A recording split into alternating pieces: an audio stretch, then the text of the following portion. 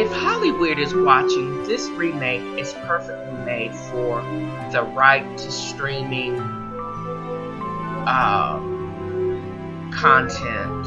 There's lots of action without a lot of dialogue, except for an illegal party in an upcoming episode, which can be probably simulated like live action.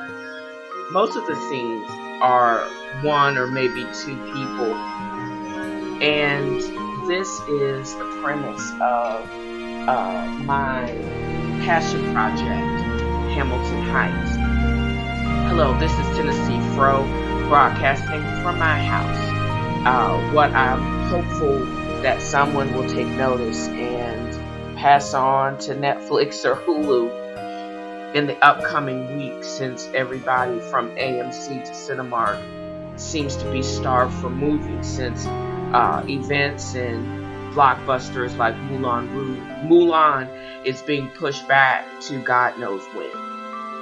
I started writing this as a response to we being in a remake season, and I noticed that there was no remake or the black version of the Heiress, which in 1949 starred Olivia de Havilland, and Washington Square, which starred her name, skinny white girl's name is Jennifer Jason Leigh, in a later episode.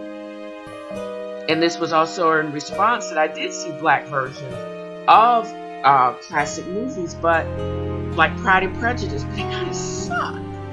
And I think in how remakes make or have an issue, or they don't cross over very well because they are taken too far outside of the original scenes of the original movie. Like, why take such a classic outside of New York City? This, I'm referring to Washington Park, Henry James.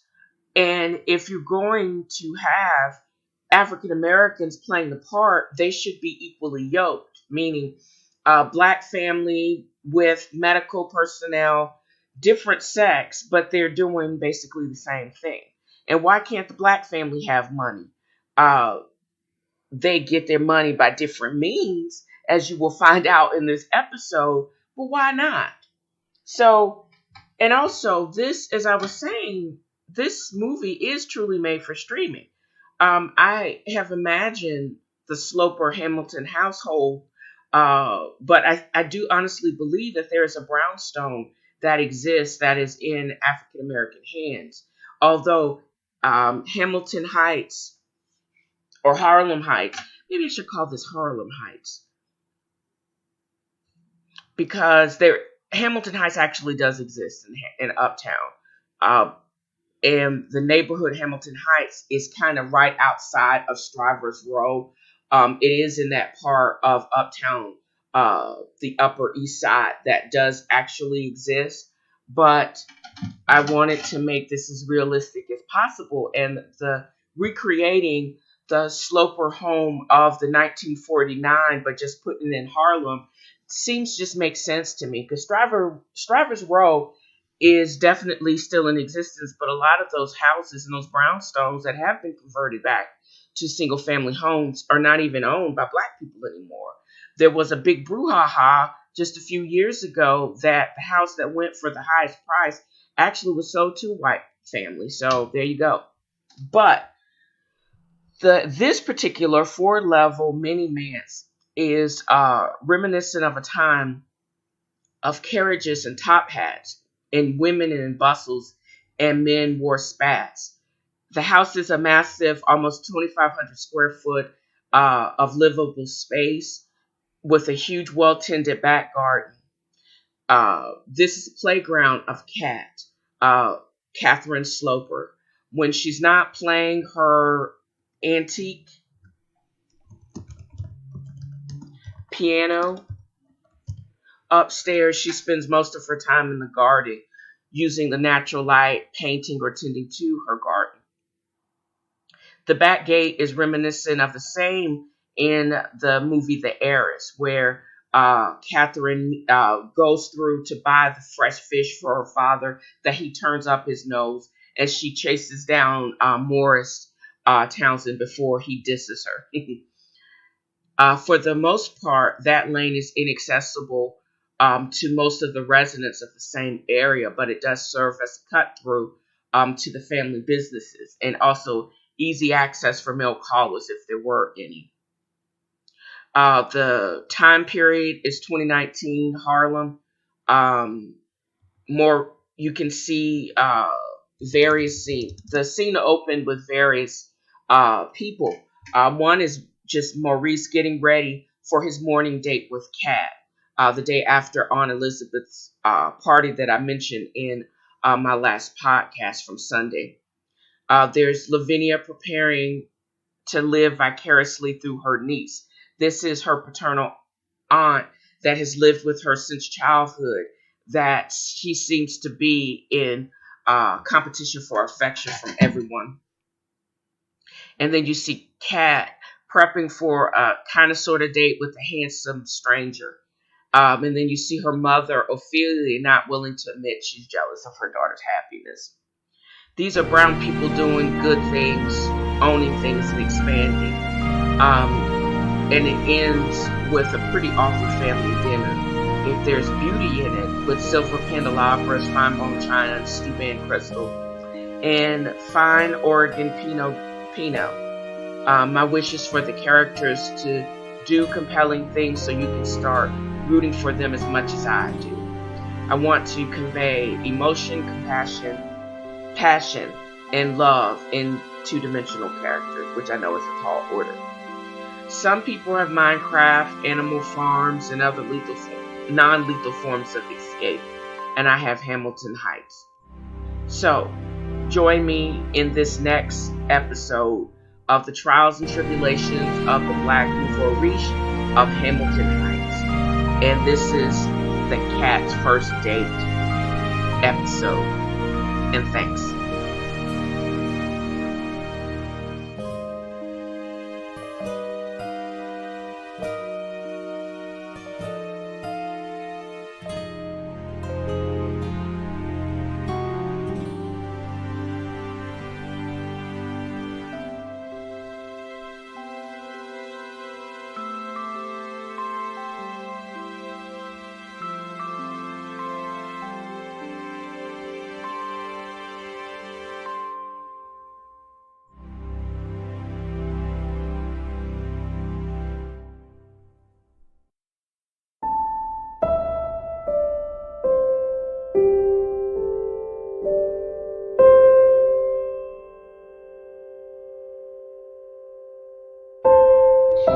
So we enter into this beautiful 4-story brownstone, and you hear street sounds of Amsterdam Avenue, the slamming and rolling of delivery trucks.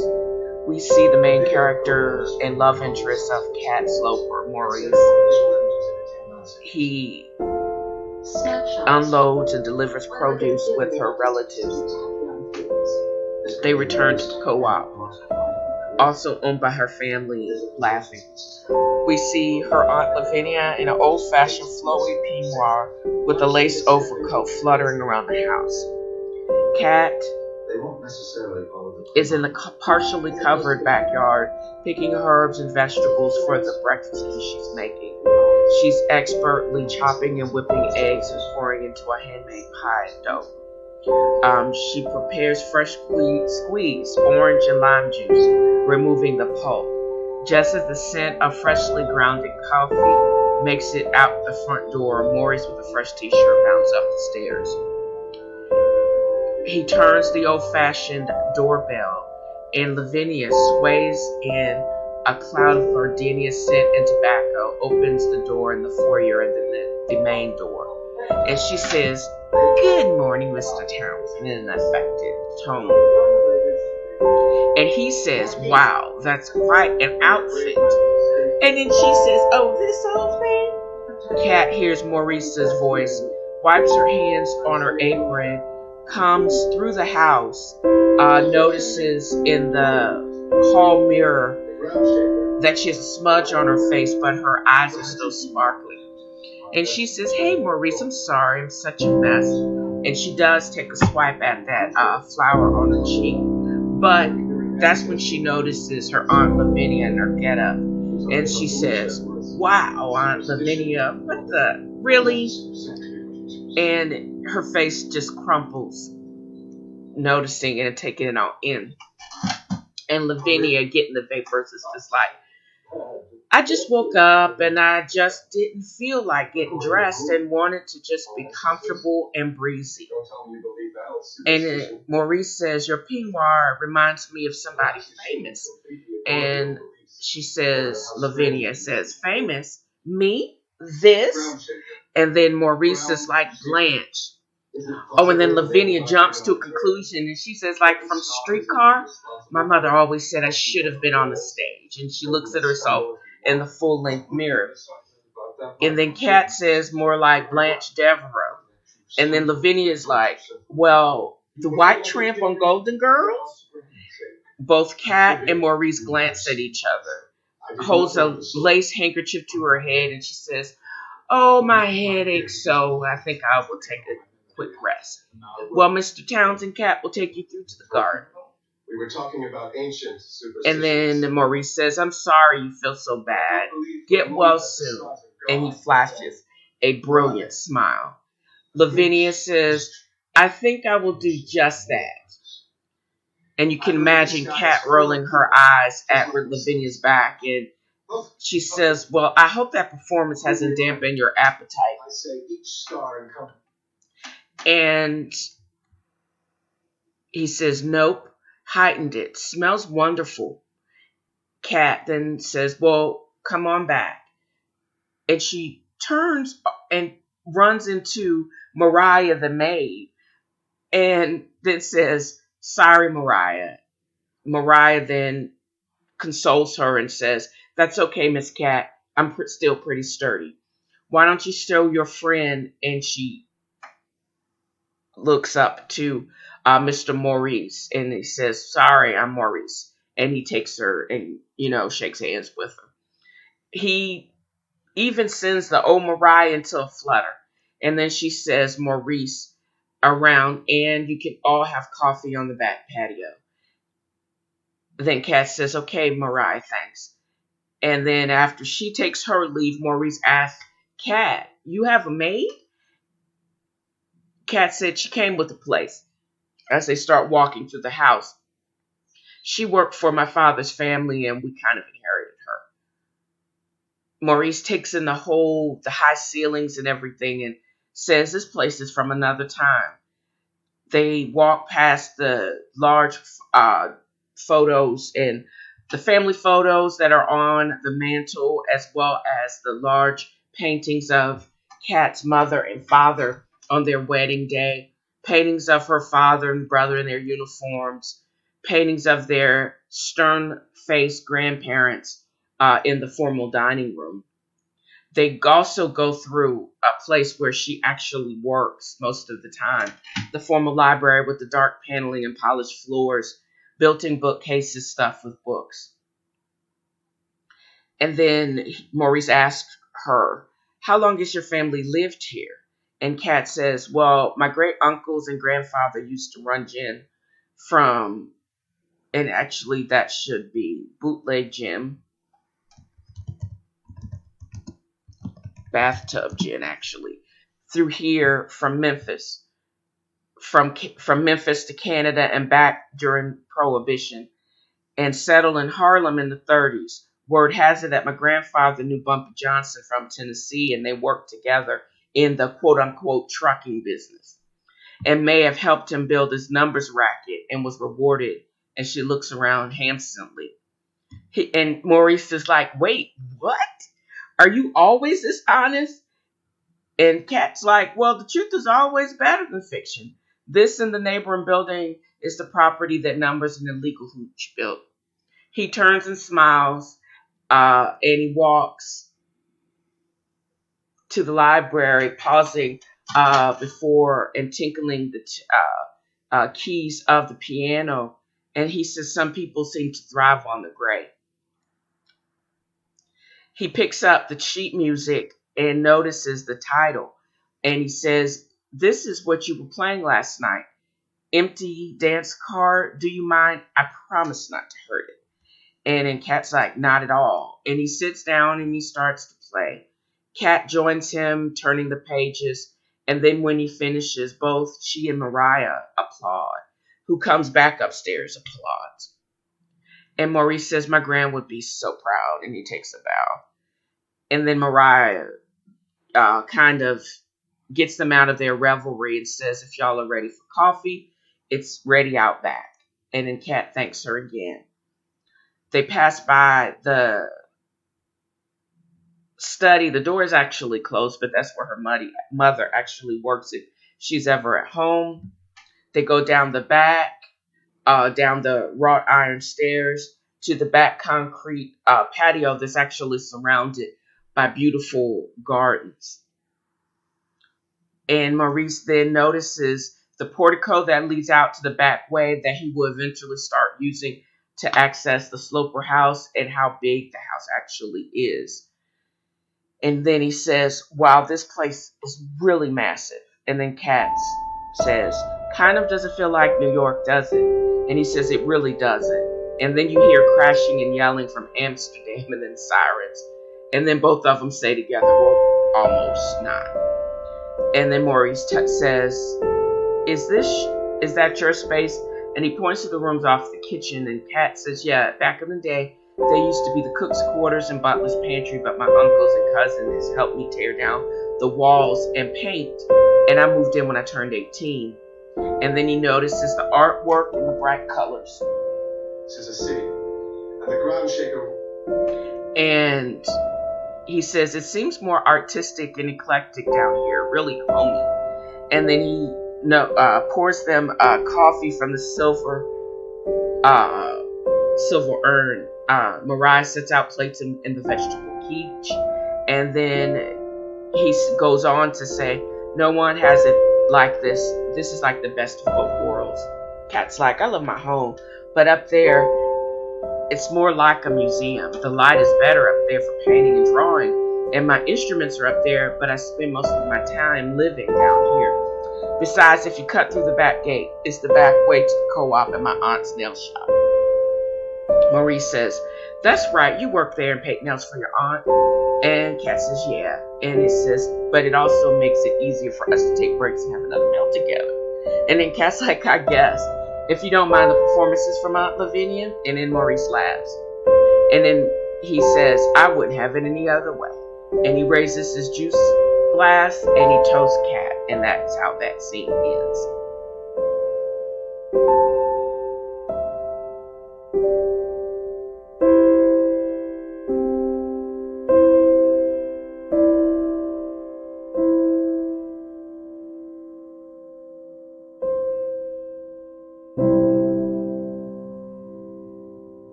Next scene, Dr. Sloper hates Maurice. This is late afternoon at the same Sloper dwelling. You are introduced to Catherine Sloper's mother, or Katt Sloper's mother, Dr. Ophelia Sloper. Of course, she's director of pediatrics at Harlem Hospital, but she's not a typical pediatrician. She is known as a very caring and smart pediatric physician, but she never developed much of a relationship with her daughter or the extended members of her husband's family. This episode, or part of the episode, finds Dr. Sloper as she gets out of the car, looks up at her home, and then turns and walks down Amsterdam Avenue. She takes a walk towards the co-op, pauses, and notices activity outside with the runners taking orders and bagging requests. As she gets a closer look, she hears a familiar laugh, that of Maurice. She then crosses the street before she notices her brother-in-law, who is Uncle Curtis, and she sees her as she tries to beat a fast retreat. But he wonders why she doesn't come in. And then he texts his wife. And the text is simply, "Oh, coming your way." His wife, Elizabeth, sees the text. She straightens the magazines and pours a glass of water and then texts back, "This can't be good." And at the same time as the text being sent, the bell over the door tinkles and Ophelia sweeps in. All in a Chanel suit, heels, with her Louis Vuitton bag at her side. And Dr. Sloper says, "Hey, y'all," and heads toward Elizabeth. And then Elizabeth says, "Hey, sis," hugging her. And then she says, "You don't usually come by during the week," and she hands her a glass of water. And then Dr. Sloper says, "Thanks. I was just following up on something," and walked past the co-op and noticed Art's cousin with the apron working. "Is he still working at the co-op?" And then Elizabeth says, "Yes, since after the party." Curtis says he's a hard worker. He's added fun to the work, according to Nutt. And since they added him to the website, there has been a steady uptick in new clients, and we have expanded deliveries even into Jersey. And then Dr. Sloper says, "Who added him to the website and why?" She was kind of agitated. And then Elizabeth says, "Well, since your daughter is administrator of the site, she added him. And because he's fine and fit, and he's fine, and why not?" And then Dr. Sloper says, "Because we still don't know enough about that boy. And now he's on the payroll." And then Elizabeth says, "He definitely is working for his keep. And you can rest assured, if he's making his own, he ain't asking Katt for any of hers." And then Dr. Sloper's like, "Well, just that he seems to be slithering his way into the family." And Elizabeth says, "I don't think it's that serious, but he sure makes your daughter smile." And then Dr. Sloper says, "How? She saw him at your party?" And then Elizabeth says, "And he also has been having coffee, at least one meal with her and Lavinia every day since he works there." And then Dr. Sloper's like, "He's been in my house every day like he lives there?" She's aghast. And then Elizabeth says, "Well, he probably goes through the back way and catches Katt when she's going to the co-op or here. But why do you care if he's proving dependable and Katt is happy?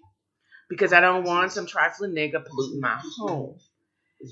Katt will fall for anything, and your sister would just pretend he's there for her and let him rob us blind with his stinking beaten pits." And Elizabeth says, "I'm sure has a little bit more home training than that. And even he is from Philly. He won't stink up your house. Are we really going to do this?" And then Dr. Sloper says, "You just don't get it," clutching the back of the chair.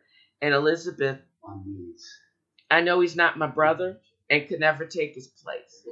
I know he can never be my nephew. But cutting off Katt from the intention to punish her for his death is not going to bring him back." And then Dr. Sloper says, "How dare you think I would?" And Elizabeth's like, "I think you would, and I think you have. You have created a monument to them, shoring up your own heart, shutting out everything and everyone, hoping your daughter would just disappear. But look at her," pointing to the nail art. "She's created all of this and a nice life, in spite of you ignoring her. So creative and so kind." So Dr. Sloper takes in a deep breath and says, "But he ain't got nothing, and he's not worth nothing." And then Elizabeth says, "Who do you mean?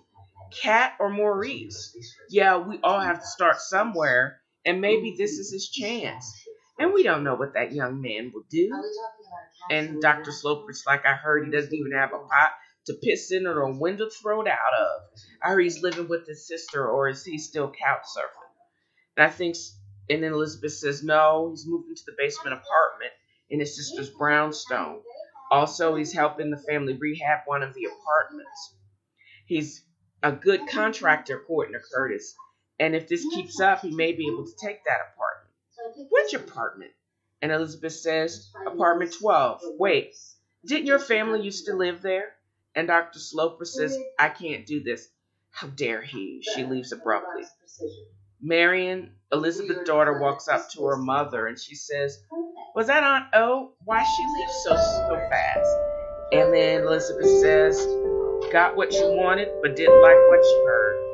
And then she says to herself, she fails to remember the skinny, skittish little girl from Virginia with her slutty mama and her thieving brothers moving into her grandmother's 2-bedroom waiting on the old lady to die so they could keep that rent-controlled apartment. But my brother didn't care. With Mariah and my mama piecing together that dress for that formal, she forgets she came from nothing, and we loved her still. My brother definitely wouldn't like any of this. Marion says, Mama, you okay? You spaced there for a minute. And Elizabeth says, I'm okay, baby. She takes her youngest daughter in her arms and then says, just a lot on my mind. Worried about your Aunt O is all.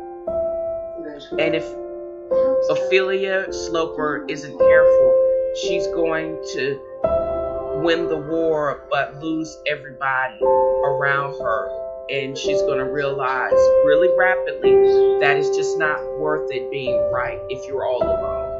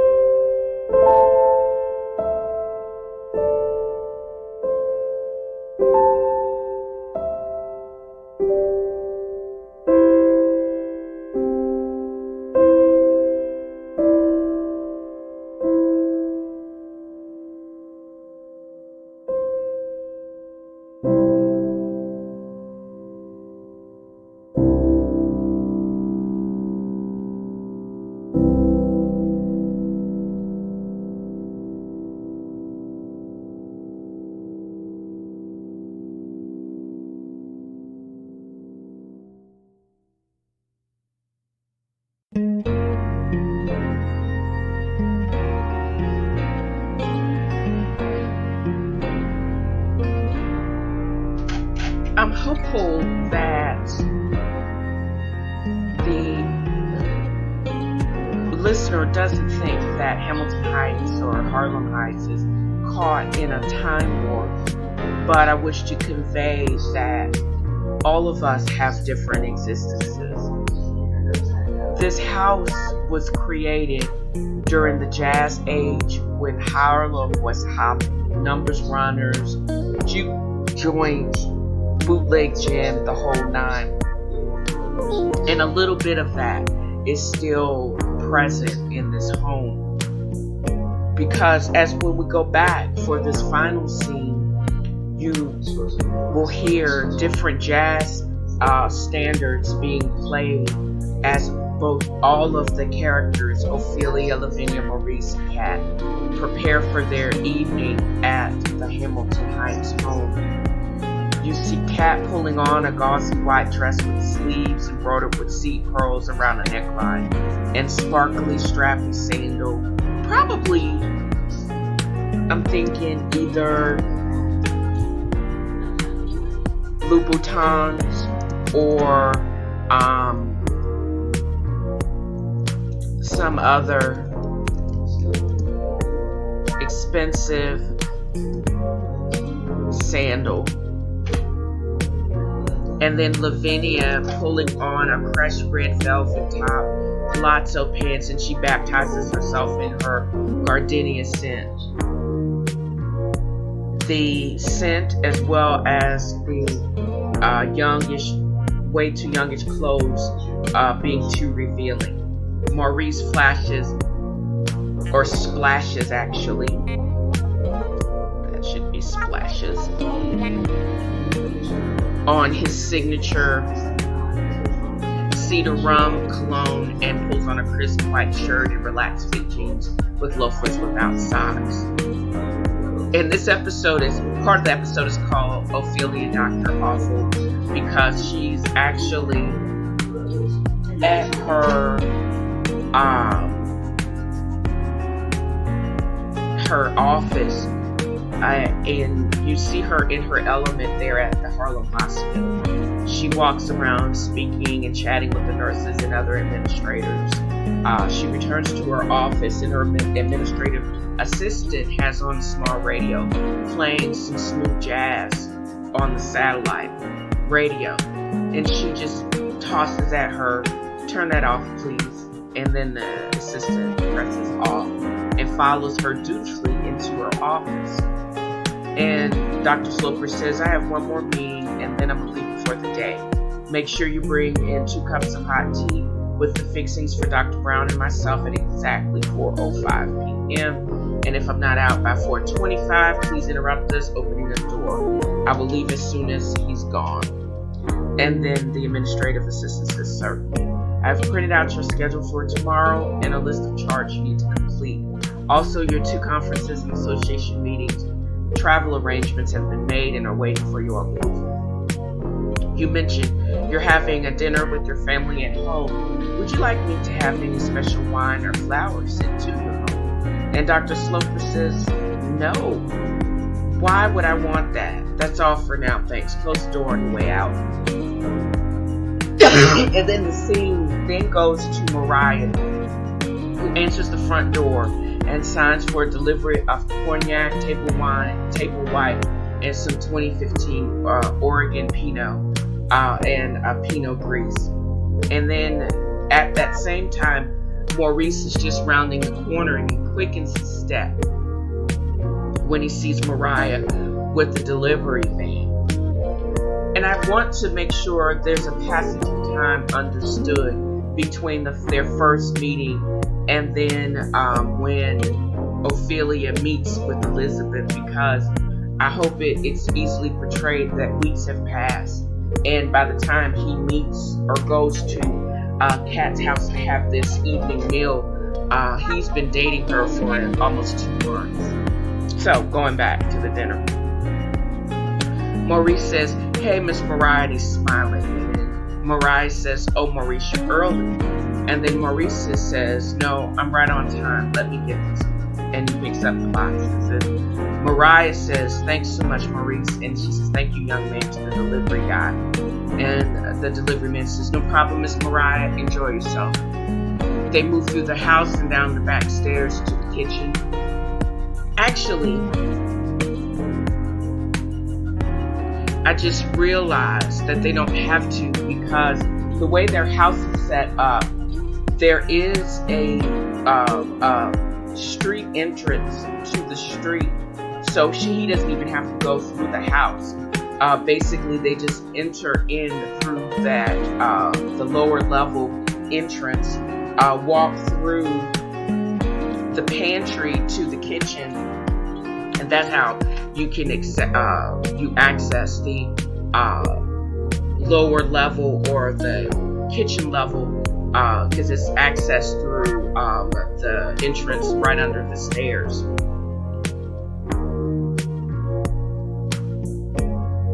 But you can see that the formal dining room is actually set up, and there is a kitchen entrance that's hidden behind that.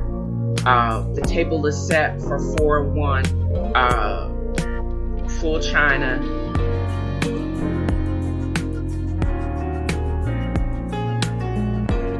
And it says the beauty of the room. I'm gonna have to change that. The beauty of the room is obscured by the stern paintings of Katt's grandparents. And then you have Maurice separately walking to the kitchen, depositing the box on the counter. There's another maid who actually is helping Mariah that night, and we don't know her name, we just call her maid too. And she says, thanks, Mr. Maurice, go on back and help Katt bring in those flowers. Can I bring you out something? And he says, I think I'll take some of that cognac if that's okay. And a white wine for Katt if you have some already chilled. And the maid says, that we do. We'll be out in a minute. And then she says, it's nice to have young people around again, isn't it? And she says, it sure is nice to have people that care and not afraid to show it.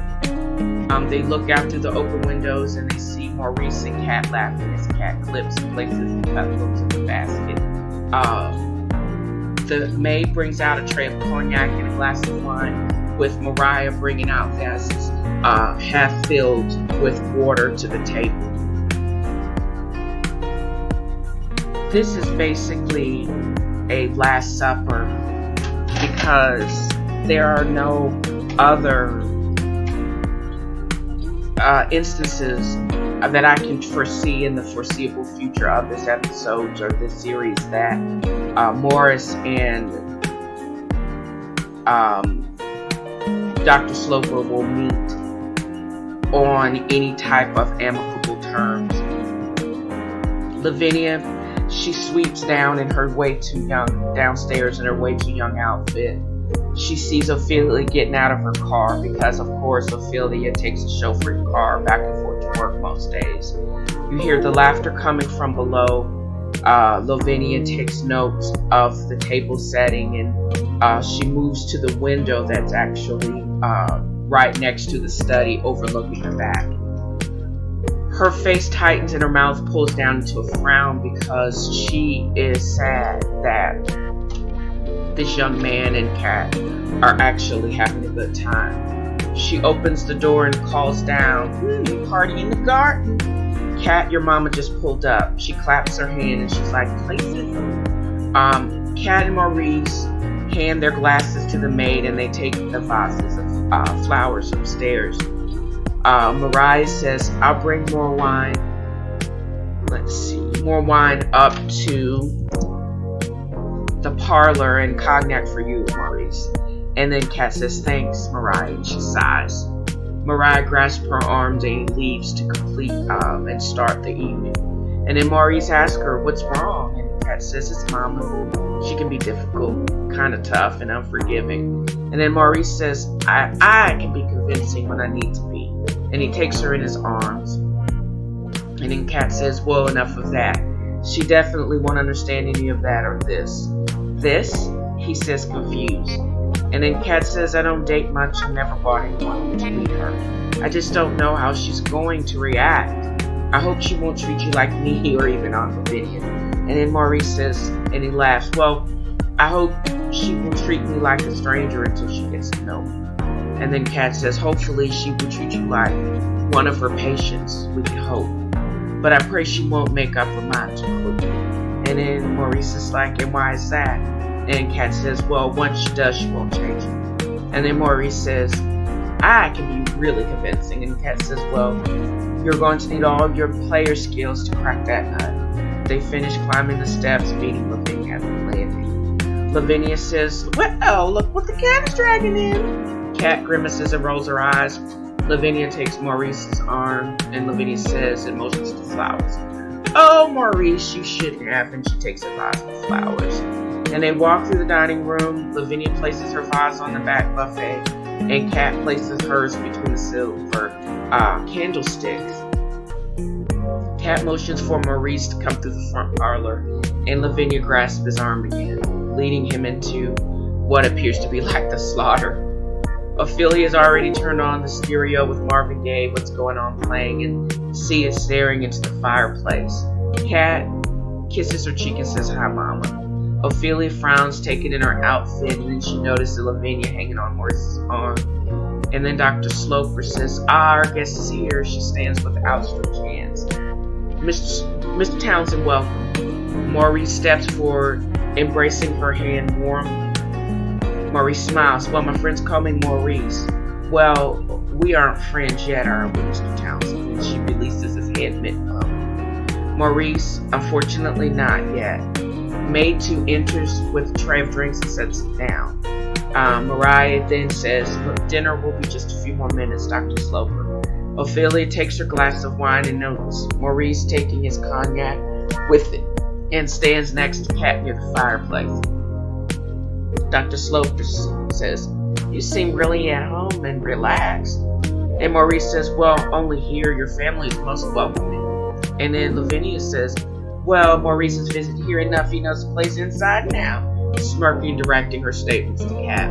Katt, kind of flustered, she says, "Mama, Maurice has been working steady for Uncle Curtis and Nut, and also been fixing up the apartments next door too."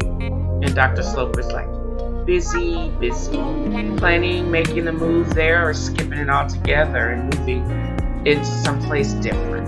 And then Maurice says, "No, I'm quite comfortable at where I am, actually. Living on your sister's house in the basement?" And then Maurice says, "No, ma'am, the apartment I'm renting now is the basement apartment in my sister's brown home, and I rent the entire space. It opens up to a little courtyard just like yours, and Katt has given me some ideas to make it a little piece of heaven too." Dr. Sloper says, "I bet. Beats moving around, I guess. You could get more for your money in, say, Brooklyn or upstate." Maurice says, "You're probably right, but that's way too far away. I work and have connections here. My place is only 4 blocks from everything I really care about." He smiles at Katt. And Dr. Sloper says, "So, you plan on working at the co-op forever, or do you have big plans?" And Maurice says, "Well, Curtis and Nut are planning on offering other services at the co-op. Cooking classes, urban gardening." Maid 2 opens the door wider, and dinner is ready to be served. They move in the direction of the formal dining room. "I've been taking some online classes on food prep.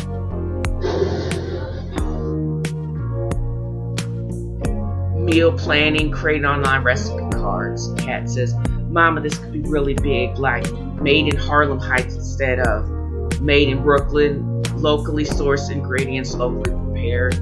Maurice says, "Bringing Harlem back to the rest of the NYC." Lavinia, "Another Harlem Renaissance, through food, tasting. I, Maurice, like a snack cake." They all take their places at the table.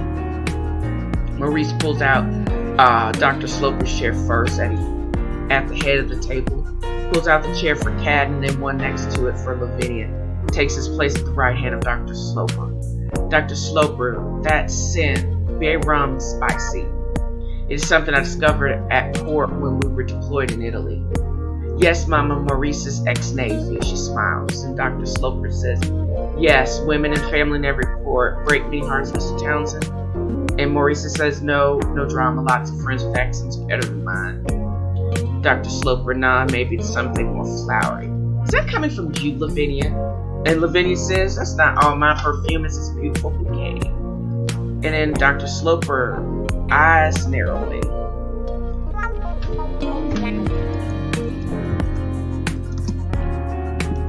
"Did my assistant send these?" And Lavinia says, "Your assistant? Nah, girl. Those are from your own backyard. Katt and Maurice picked them." Dr. Sloper, "The yard? You sure there are no bugs?" Katt makes to get up and says, "I'll move them." And then Maurice says, "No, Dr. Sloper, please be sure there are no bugs in these brooms. Aren't they so beautiful and right under your nose?" In comes the 2 maids with serving tray and bowls of food.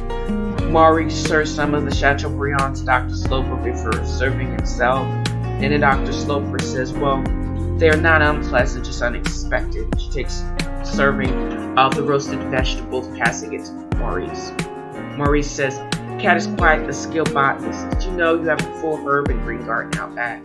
And then Dr. Sloper says, "Mr. Townsend, I'm well aware of the farm I've grown in my backyard, back of my home.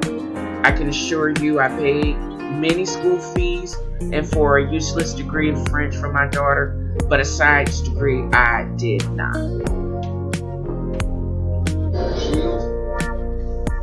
And then she says, "Well, Mother, I did major in horticulture and finished my advanced work at Parsons 2 years ago, but you didn't notice. I know I'm not paying a gardener for that wild kingdom." Katt says, "Well, Mother, you stopped paying for that gardener 5 years ago. I moved on everything." Dr. Gloper, her glass stops midway to her mouth. You created that garden? Yes, with the help of Mr. Eso. Between classes and my added on tweaks before he retired, I carried on.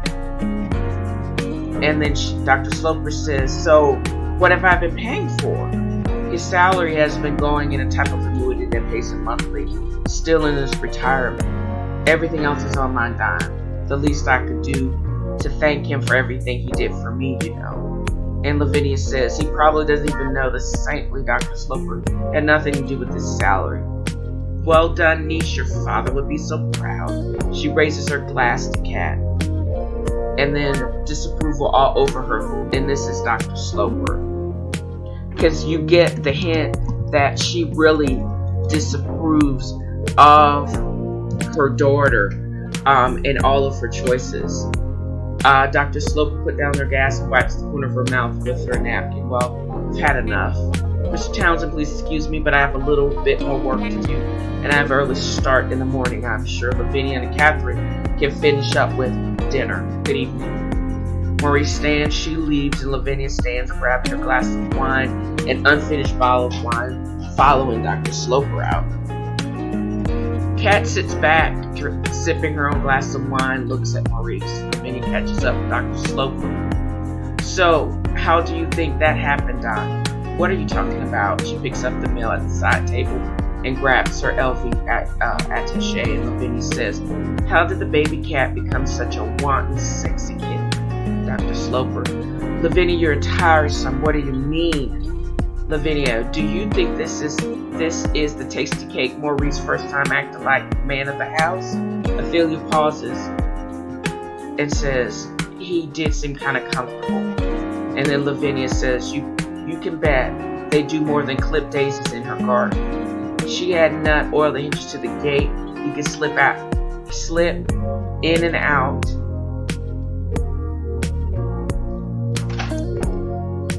Quite easily enough, doesn't even have to come through the front. Is that right? Says Dr. Sloper, and Lavinia says, you best believe that apartment of his sees him less and less these days. Dr. Sloper, he's just so slick. And Lavinia says, but he's so viral.